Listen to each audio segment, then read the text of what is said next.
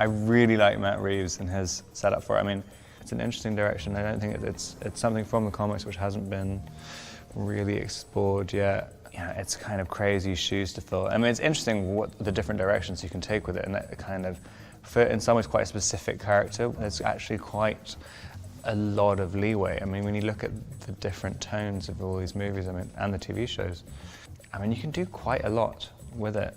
Yeah, I mean, like Batman was really the only kind of superhero who I really had any kind of connection with when I was growing up. I mean, and really, yeah, from the Tim Burton ones. I mean, I just kind of was obsessed when I was a kid. I don't know. I mean, it's very, very, very daunting. It's weird. I'm quite glad I'm doing Chris's movie right now because I've got something else to be nervous about. So I haven't got enough anxiety space in my head to really get too anxious about it yet. So I'm kind of quite happily just like figuring out how to do things without really thinking about the pressure yet.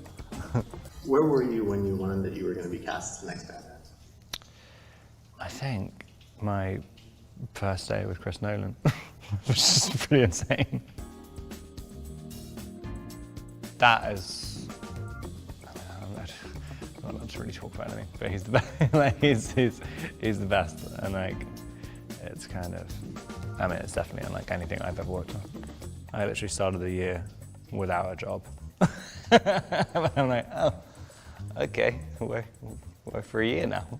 I feel like I've never really had the opportunity to like just say, oh, I want to do this, and then it just happens. I've made it clear to directors who I want to work with, like, you know, if you ever have anything, I'll drop everything and do it with you. But like, you can be on indies. I mean, I was doing this movie Waiting for the Barbarians, and I ended up being in Morocco for months and having tons and tons of days off in between when I was shooting, which is kind of what it feels like on a studio movie. And then something like The Lighthouse, like, you know, you're just like, it's just every minute of the day, like late working till 6 o'clock in the morning. Things change very quickly sometimes.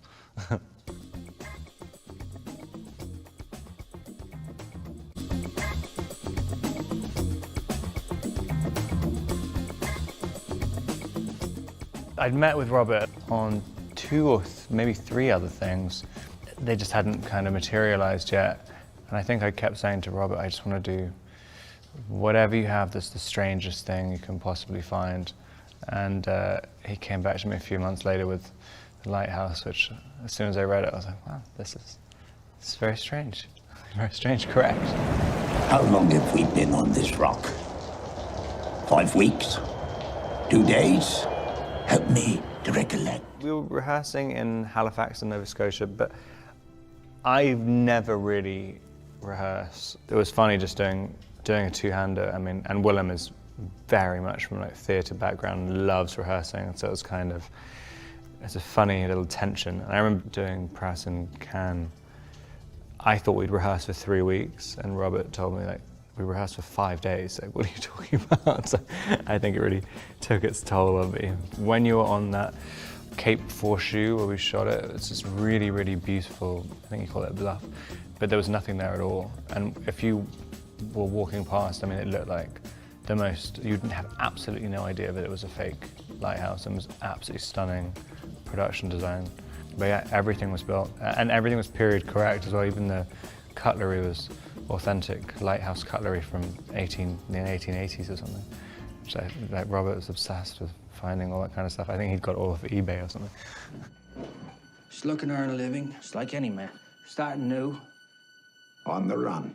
The accent is so specific. Parts of it kind of exist in very, very small patches of Maine. And I remember watching this documentary about these lobster fishermen who have this very peculiar, almost English, it sounds like a Dorset accent, and it's survived for hundreds of years in America, and I just thought that was kind of fascinating. I always think that your voice tells you a lot about who the character is. I think trying to kind of figure out how to mold your mouth around that, a lot of it just kind of makes you move differently, and I think that was the major factor.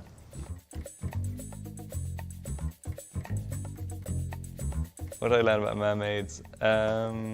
Huge vagina.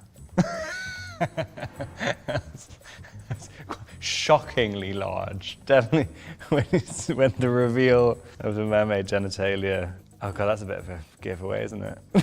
I learned nothing about mermaids at all.